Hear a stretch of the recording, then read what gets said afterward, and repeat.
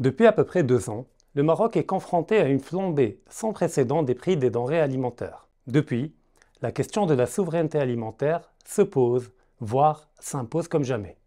L'urgence est de mettre en place une nouvelle stratégie de développement de notre secteur agricole en vue de ne plus dépendre des aléas des marchés internationaux.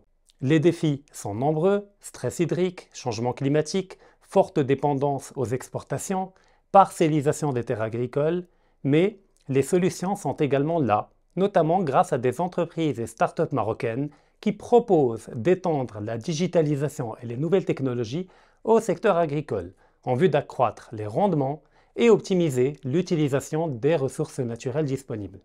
Cependant, les startups, aussi brillantes soient-elles, ne pourront à elles seules venir à bout de tous les défis.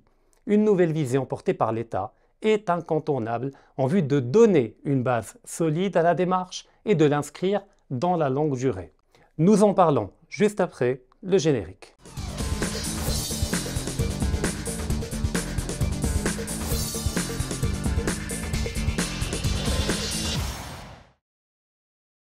Premièrement, quel est notre niveau de dépendance alimentaire vis-à-vis de l'étranger?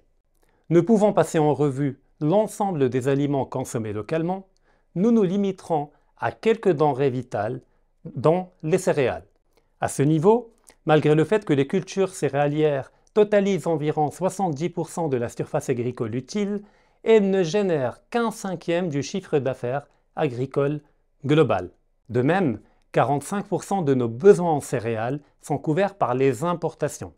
Bien entendu, ces taux peuvent grandement varier en fonction de la pluviométrie au Maroc, mais sur la longue durée, ce niveau de dépendance demeure malheureusement relativement stable. Par conséquent, même si le Maroc a fait le choix judicieux de diversifier les pays fournisseurs pour ne pas dépendre de ces derniers, le volume global de dépendance demeure très inquiétant. D'autant plus que la période Covid a démontré qu'en temps de crise majeure à l'échelle planétaire, les États, même amis, étaient capables d'un égoïsme absolu qui, au fond, n'est jamais qu'un réalisme absolu. Ainsi, imaginons si dans quelques années, le monde devient l'objet d'une sécheresse sans précédent et sur une longue durée.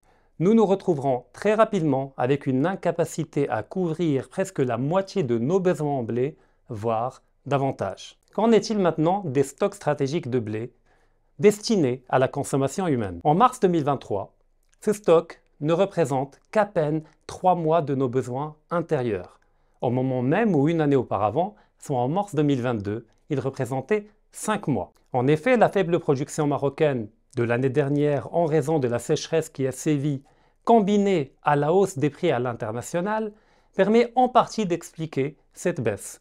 Mais le principal danger réside dans le fait que ces stocks mêmes dépendent également étroitement de nos importations de blé pour être réactualisés, dans un contexte de forte volatilité sur le marché et d'instabilité chronique sur le plan géopolitique. Comment expliquer cet état de fait?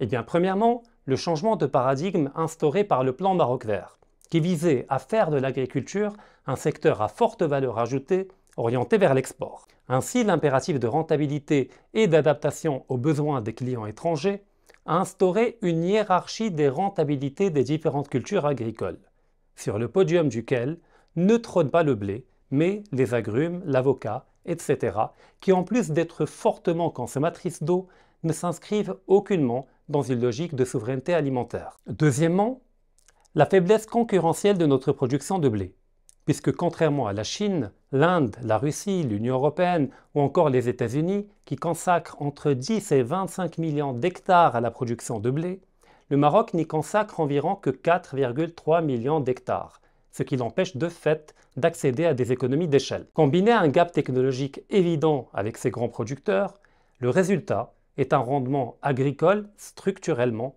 faible.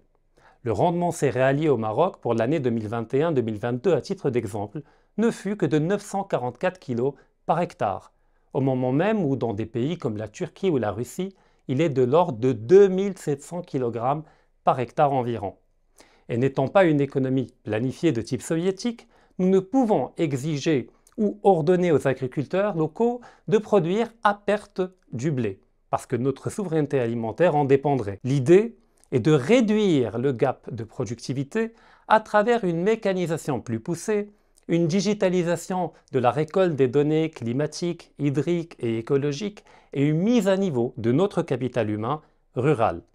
Plusieurs entreprises et start-up marocaines sont prêtes à accompagner ce type de stratégie. Encore faut-il qu'elles soient consultées à ce propos. Ma récente visite au Salon de l'Agriculture, la semaine dernière à Meknès, m'a permis d'en rencontrer quelques-unes. Et croyez-moi, le Maroc regorge de compétences et de savoir-faire. Le problème se situe donc ailleurs, avant tout au niveau de notre vision stratégique. Quant au stress hydrique, il n'est au final que le produit d'une double contrainte, celle d'une pluviométrie faible durant les dernières années et celle de cultures orientées vers l'export qui deviennent de fait des véhicules d'exportation de nos réserves hydriques au profit de l'étranger. Il en résulte que la souveraineté alimentaire ne peut être obtenue par la contrainte ou des dictats adressés aux producteurs marocains, mais par une mise à niveau technologique et organisationnelle inscrite dans le cadre d'une vision articulée autour de deux piliers, la souveraineté et la durabilité. Quand on était tout petit à l'école, on nous enseignait que le Maroc est un État agricole, là où en réalité il était rural. Faisons désormais en sorte qu'il devienne réellement une puissance agricole régionale, souveraine et compétitive pour nos enfants et pour les générations à venir. Merci de nous avoir suivis et à très bientôt pour un nouvel épisode d'Urgence économique.